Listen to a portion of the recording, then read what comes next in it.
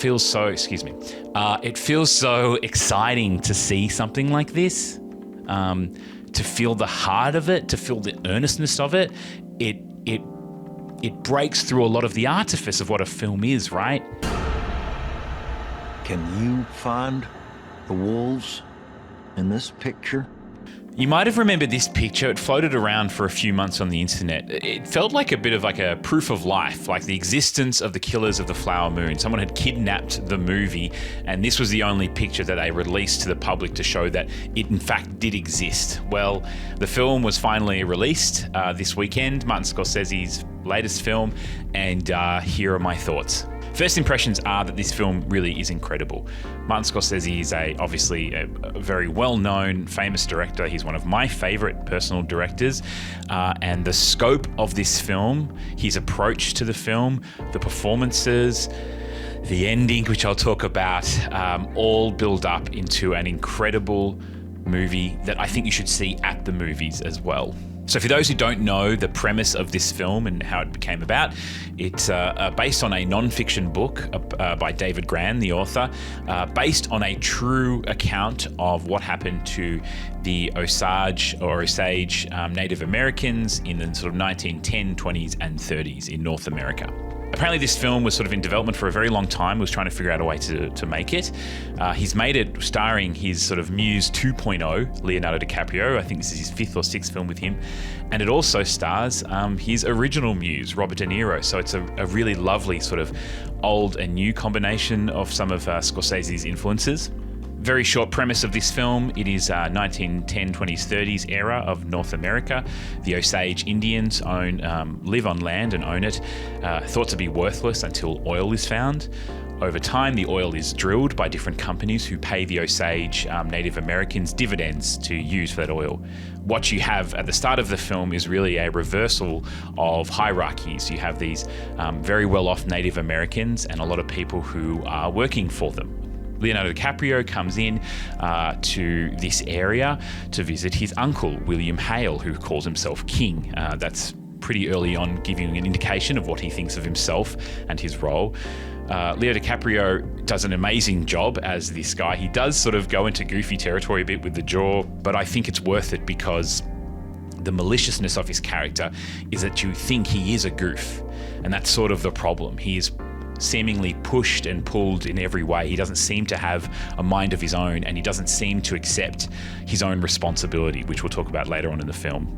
William Hale, played by Robert De Niro, is just sort of this steady, menacing force, but he's also got this front side where he is very well liked by the Osage Indians. He has a lot of property that he owns, but he also speaks their language and he seems to care about them. Of course, that's pulled away. That veil is pulled away.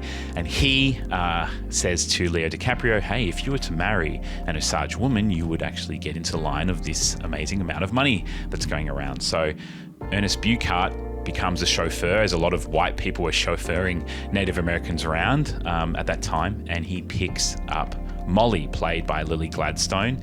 And they begin a love affair. And then the rest of the film and the book that it's based on, the true story, is about, I guess, the various murders of a lot of Native American women in order to get these inheritances, and how this love story is sort of at the center of it. Lily Gladstone is incredible.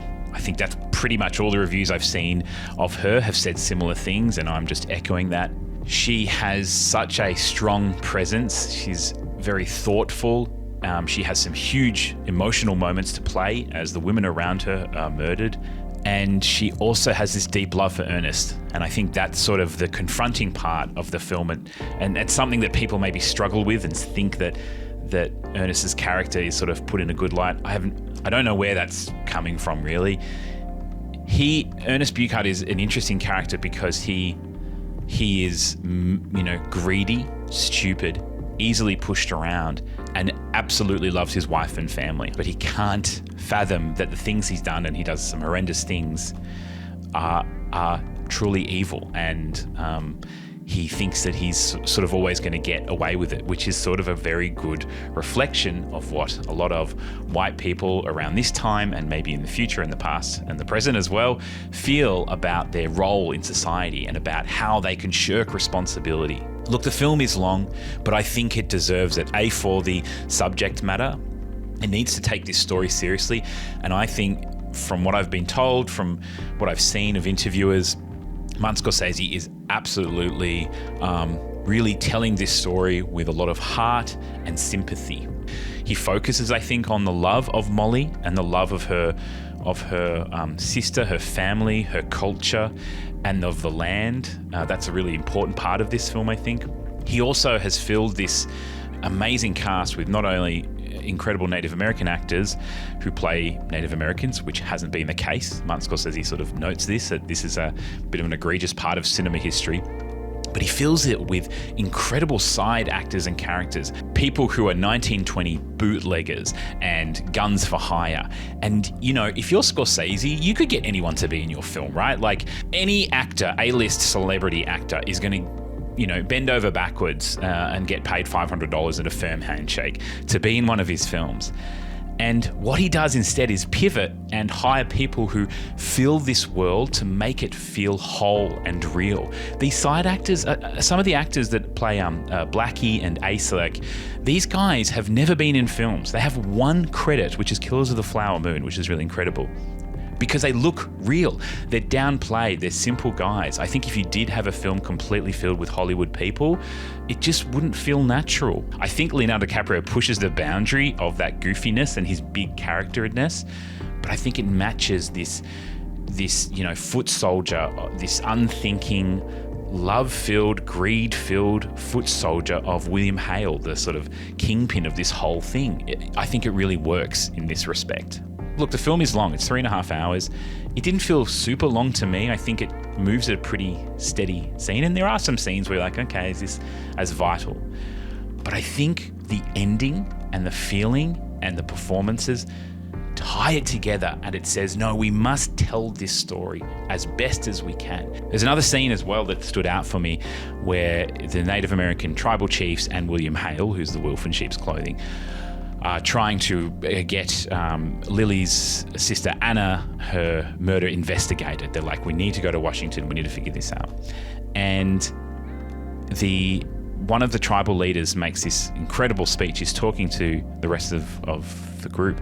And he's just talking generally about the plight of Native Americans at that time. But it felt very present. It felt like a story that is needed to be told. I just saw a clip where apparently the story is that this actor, in between scenes and setting up, was just talking to other extras, other Native Americans, about their lives, about the plight of their stories and these stories that need to be told. And an AD or someone was like, Marty, come over here, listen to this. And Martin Scorsese said, let's film it. 2 cameras, bang, on these guys. It's them. It's their speech. It's their words directly into the film. It feels so, it feels so exciting to see something like this, to feel the heart of it, to feel the earnestness of it. It breaks through a lot of the artifice of what a film is, right? It's real. And it's one of these things that makes Martin Scorsese and makes Killers of the Flower Moon exceptional.